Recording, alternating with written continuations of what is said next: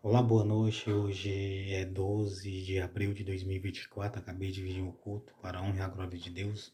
Culto à lei de cura e libertação e culto de ensinamento da palavra de Deus. Que Deus abençoe você e sua família, que Deus lhe guarde e lhe livre de todo mal. Continuação do Evangelho de Deus e de Jesus Cristo, parte 242. Está escrito em Romanos 11, versículo 9. Veja que está escrito, ó. E Davi diz: torne-se-lhes a sua mesa em laço, e em armadilha e em tropeço por sua retribuição. Escureçam-lhes os olhos para não verem, e encurvem-se-lhes continuamente as costas. Digo, pois, porventura tropeçaram para que caísse? De modo nenhum. Mas, pela sua queda veio a salvação aos gentios para os incitar à imolação. Aqui, o rei Davi estava falando acerca de Jesus, na queda de Jesus.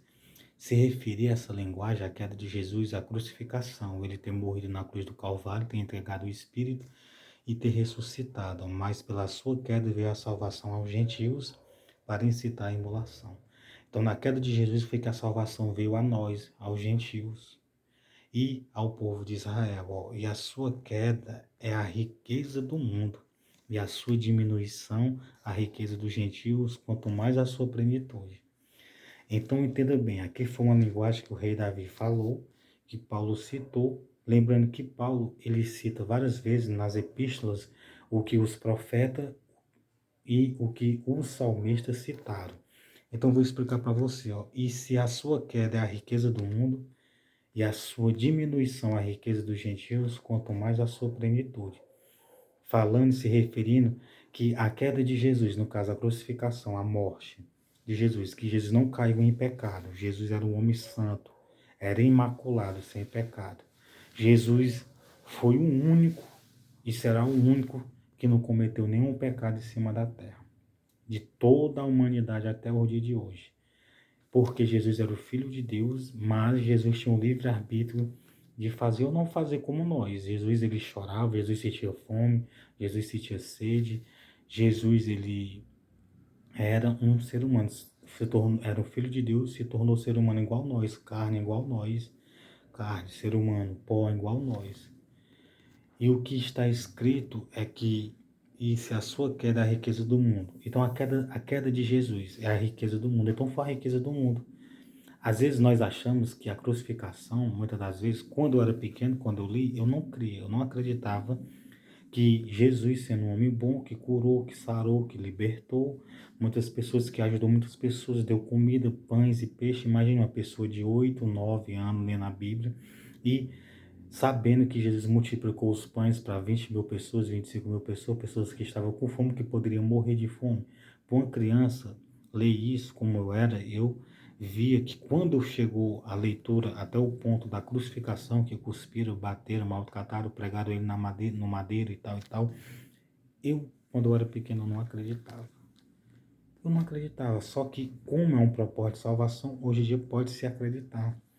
E se a sua queda é a riqueza do mundo, então se a crucificação, a morte dele na cruz é a riqueza do mundo e a sua diminuição, porque ele estava lá com o Pai, na glória do Pai no céu, é a riqueza dos gentios, quanto mais a sua plenitude.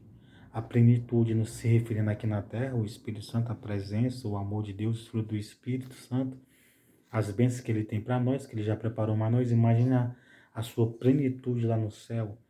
A plenitude significa a salvação, a vida eterna. De eternidade em eternidade, você morando no céu, após essa vida, que terá outra vida. Entenda, a vida não acaba na morte. Na morte de alguém, tanto homem como mulher, tanto rico como pobre, louro, branco, preto, ruivo, a vida não acaba na primeira morte. A vida não acaba. A vida é eterna. Só que essa primeira vida não é eterna. Todos perderão, todos passarão por a primeira morte. Todos que estão vivos, todos que já nasceram e estão vivos, tanto homens, mulheres, como quem quer que seja. Só que há a vida eterna, há a morte eterna. Então a Bíblia diz que está ordenado morrer uma vez e segue-se o juízo eterno. esse juízo eterno, a salvação eterna e a condenação eterna. Eu e você, nós, ser humano, nós podemos conseguir a nossa salvação eterna, se livrar da morte eterna.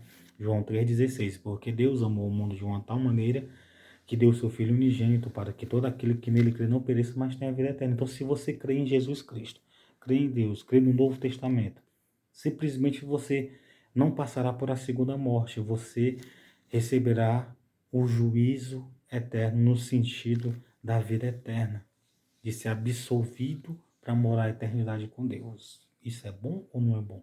Então, todo ser humano recebeu essa riqueza, o mundo recebeu a riqueza no sentido da salvação. E na diminuição, os gentios, que somos nós, recebemos a riqueza também, o mundo dos gentios e o povo de Israel, quanto mais a sua plenitude, que é a salvação. Então, Paulo, entenda, você tem a plenitude, você pode conseguir a plenitude, a salvação. Porque convosco falo, gentios, que enquanto for apóstolo dos gentios, glorificarei o meu ministério.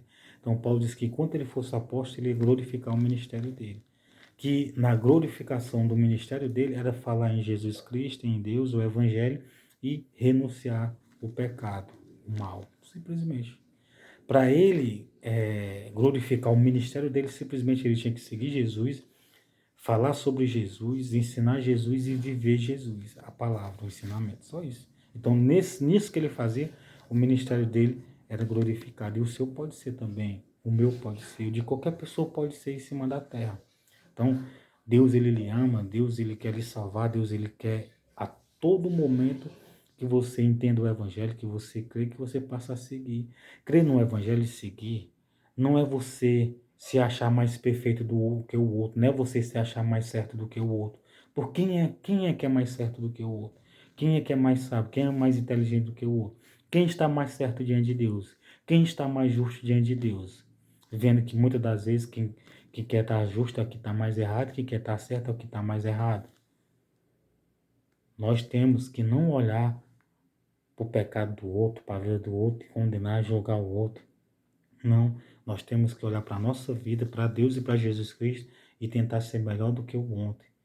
E, se for o caso, ajudar o nosso próximo que caiu, que falhou, que errou, a se levantar, a conseguir ser uma pessoa melhor.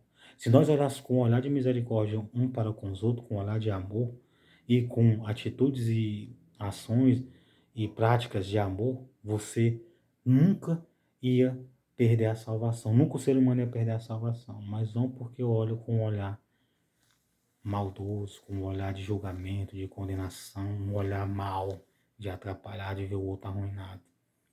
Então, olhe com um olhar bom para o seu próximo, com desejo bom, com sentimentos bons, com vontade boa.